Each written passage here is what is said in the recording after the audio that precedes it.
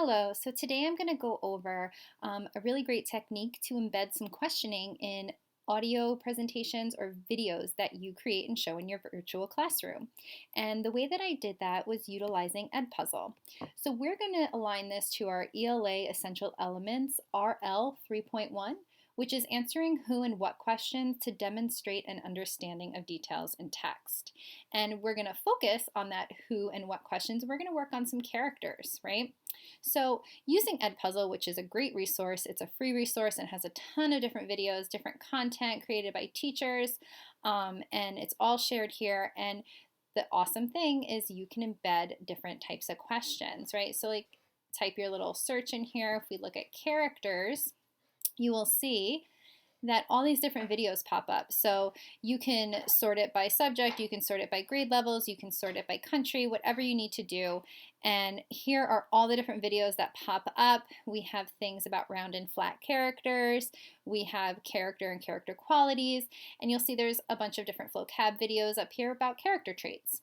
And that is the video that I'm going to utilize today and show you how I modified it. And one thing I like doing when I pick a video to edit is I'll go through and I'll just have the full video. And I do that because the first time I present a new video to my students, I want them to be able to watch it straight through and absorb all the content and all the important information that they're listening to and listening to hear in the video. So I want to be sure that they can play it, we can listen to it uninterrupted. So you can see I identified that video over here as the full video, and over here just as my regular characters, the second time I play it for my students, that's when it's going to stop and we're going to do some checks for understanding. It's a great way to embed your formative assessment throughout your lesson to see if your students are really able to capture what it is you're trying to teach them. So I clicked on my video and it brings you up to this screen. You'll see here is where we can duplicate to make that extra video where we can take out all the questions, right? You just do that very quickly by clicking duplicate. And over here, we're going to click on edit, just so I can go through and I can show you the different ways you can edit the video. You can cut out unimportant parts if you don't want to have that in your video, which is a great feature.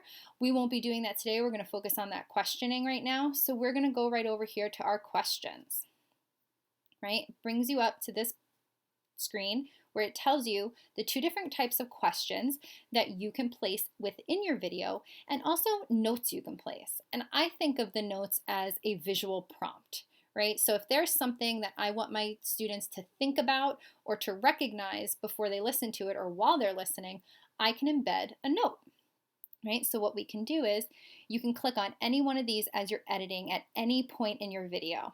You can either play through your video or the questions that are already presented in your video, you can click on and you can edit them. So what we're going to do is we're going to start right here right at the beginning, and we're going to add our prompt. We're going to have our note, and we're just going to write characters.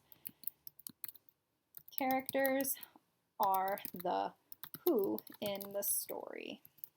Right, so we have that here, and we have my text that's going to support my students, but I want to scaffold this and modify it for my alternately assessed students. So I want to add a visual.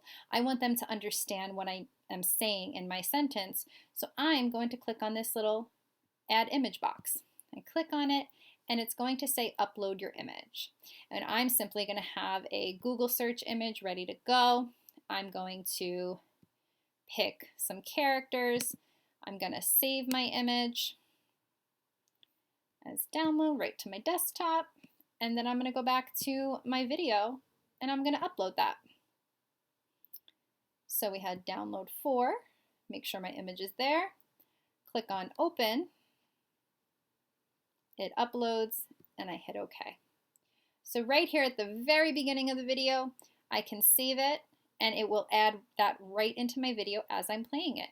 So right when the video is starting, I'm going to remind my students the characters are that who in the story, which is what we're focusing on when we're addressing our essential element, right? Answering who and what questions so that we understand those key details in a text.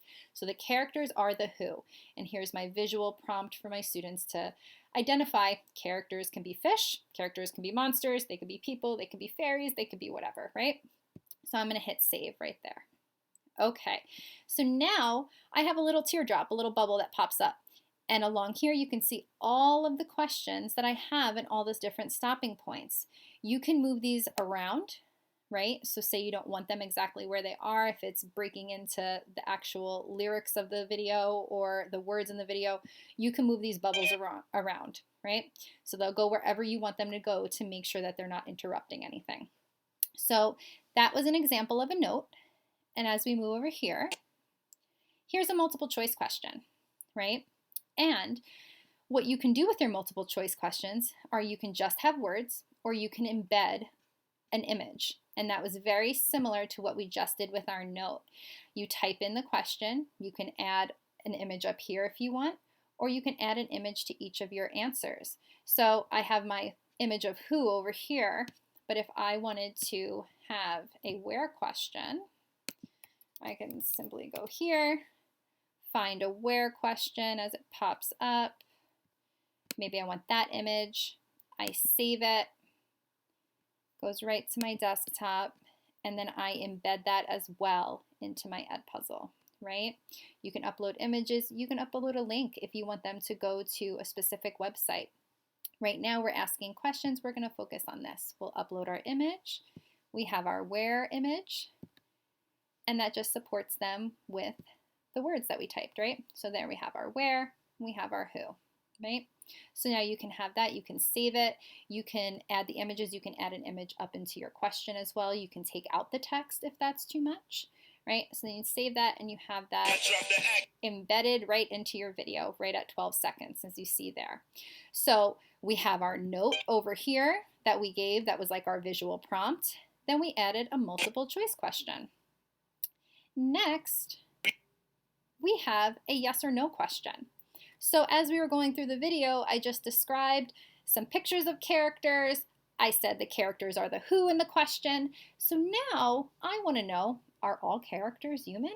Are all characters human? So yes or no. And obviously we have our answer here as no. And when you're putting in your multiple choice questions, you can check either box to let them know if they're right or wrong, right? So all characters must be human. Nope, we know that's not true. As we see right here, we have our character of a shark. So we hit save and we have our correct answers, and then your students will be able to answer each of the questions. So let's move along and look at the different types of multiple choice questions we can have. So once again, you see I embedded some of those visuals. The visuals will help our alternately assessed students. It gives them a cue to kind of help them figure out what it is we're talking about. So now that we're talking about character traits, we're learning about characters, I want to describe different synonyms, right? Different ways we can describe characters. So I asked, as we're watching this video, it says Kayla's clever with her quick wit. So what's another word for clever? Let's think of different ways to describe these characters. Is it smart or is it thoughtful? Obviously, we have our little check here to cue us into our answer is smart, and then your students would be able to pick their answer as you're moving along. And when you're getting that immediate feedback from your students, then you know if you need to focus on something. Are they getting it? And that's the great thing about having those questions embedded into your video, is that you're able to give some formative assessment throughout your lesson, and that's really what we're looking for, right? Next, we have another example of a multiple choice question that's obviously very high with its rigor. It's what are character traits? It's the definition. This is something that we would obviously use for much higher learners, but you can see how you don't have to just have pictures, right? You don't have to just have two options. You can have as many examples as you want. You can add as many choices as you want. Here we had 4 choices, which definitely are a lot, but you can always add more, or you could take those away, right? So let's say that we don't want 4 choices, we want 3 choices. Say we don't want 3 choices, we want those 2 choices like we had, we can keep it like that, right? So whatever we want to use, as rigorous as we need it, as much as our students, know if we want to challenge them and just throw it out there, because hey, we never really know. Why not try it? Give it a shot.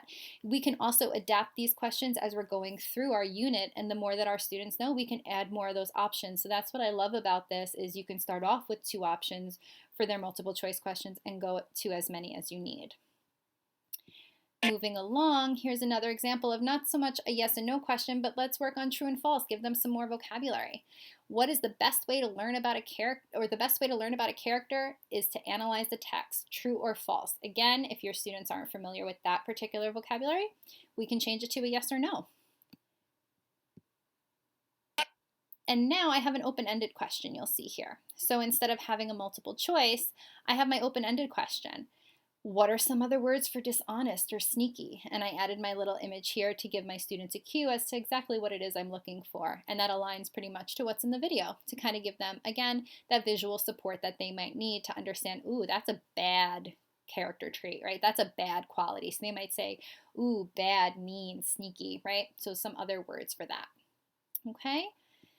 Then, as you can see, once again, increasing rigor. How do you know Greta is sneaky, untrustworthy, and dishonest? You just have a feeling, you judge her, or you use the evidence, right? So again, you can build with this option. You can have just your visuals, or you can have full sentences if you have your readers in your classroom. And another thing that's pretty awesome is if you click on all of the multiple choice questions, you can have them check as many answers as they want, right? So you can say select all that apply. So you don't just have to have a yes or no. If you click on the correct button over here instead of marking it as wrong, they can check on as many boxes as they want, and it almost becomes a multiple choice with like a word bank. So that's a really cool feature as well, right? So these are just some different ways, and again, you play through the video and it just stops you as you need to. So I'm going to pull the video all the way back and give you a really quick little example of how it would play through. So where we put our note when we started, characters are the who in the story. So remember, we added that note, that visual prompt to show them, look at all these different types of characters. And then we hit play. You know, there's a lot of characters in books, TV shows, movies. Let me introduce you to one of them. I'm a character in a book. And then pops up our what WH question does the character answer? And that's where we started, right? Where we added our images to make it more accessible for our students. We can add board maker images in here if you have them saved to your computer, whatever you need to make it easily accessible and modified for your students that are alternately assessed. And you assign it to your students and they get to watch it. You can play it while you're sharing your screen and stop and ask questions and have them be able to answer with you, right? So this is a great way to embed questioning techniques within a video when you're virtual, which is something we do all the time when we're in person, but I just wanted to give you another format to do it. So I hope it helps.